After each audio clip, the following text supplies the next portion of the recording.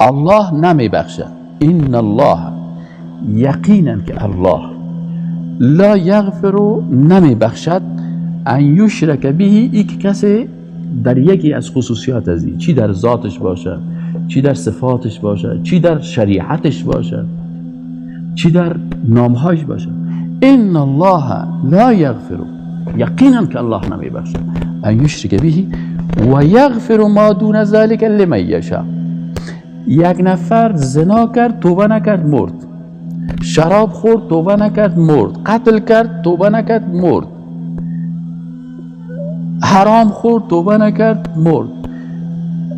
تمام این گناه ها قابل است که ای بخشیده شد.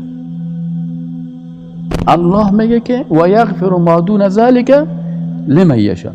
اما اگر نفر با یک شرک بمره، او الله گفته که لا.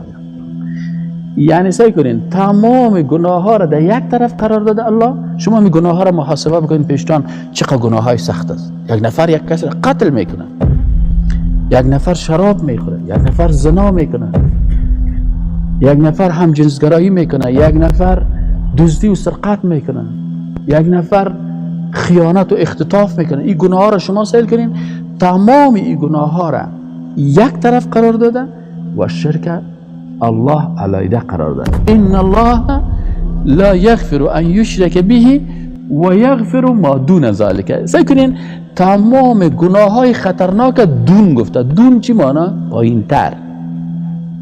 یعنی اصطلاحات قرآنی رو خوب دقیق تدبر که آدم بکنه در هر کلمه قرآن باز میفهمه.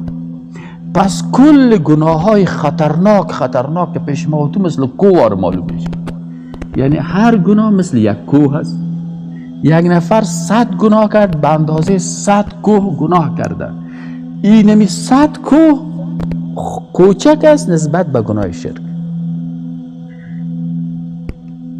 ان الله لا یغفر ان یشرک به و یغفر ما دون ذلك لمن یشاء. دیگه گناه ها را بر هر کس که اگر الله خواست او را برش میبخشه. میشه بر رحمت خود یک نفر 100 سال نماز نخواند، دمی سال 101 آمده نماز شروع کرد، الله اونمو 100 سال به نمازی رو باشه. اما 100 سال نماز خوانده که تزو یک دانه شرک کرده، این خطر ما. از این خاطر سر شرک بسیار احتیاط کنید، بسیار. آیت دیگه قرآن چی میگه؟ ولقد اوحی. سیکو خوب دقیقی آیت قرآن است. برای کی خطاب است؟ بر رسول الله صلی الله علیه و مستقیما.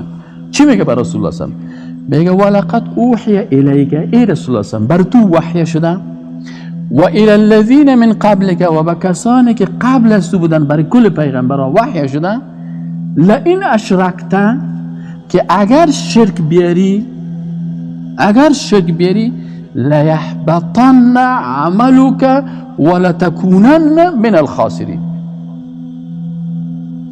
اگر شرک آوردی تمام اعمال تو از بین میره. ولتکونن، و حتما 3 دفعه تأکید است.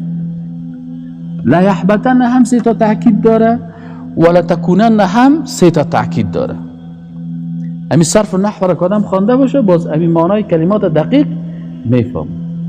اینجا میگه لیحبطن، لام یک تاکید است، نون توکید 2 نون دیگه است. این در سر یک کلمه که 3 تا داخل میشه یعنی 3 دفعه تاکید میشه. میگه اگر شرک بیاری به الله حتما که شک نداشته باش، تمام نماز و روزه و حج و زکات و جهاد و عبادت و اطاعت کلش از بین میره. ولتکونن، و حتما 3 تاکید است، تو میباشی من الخاسرین، از جمله که زیاد کن.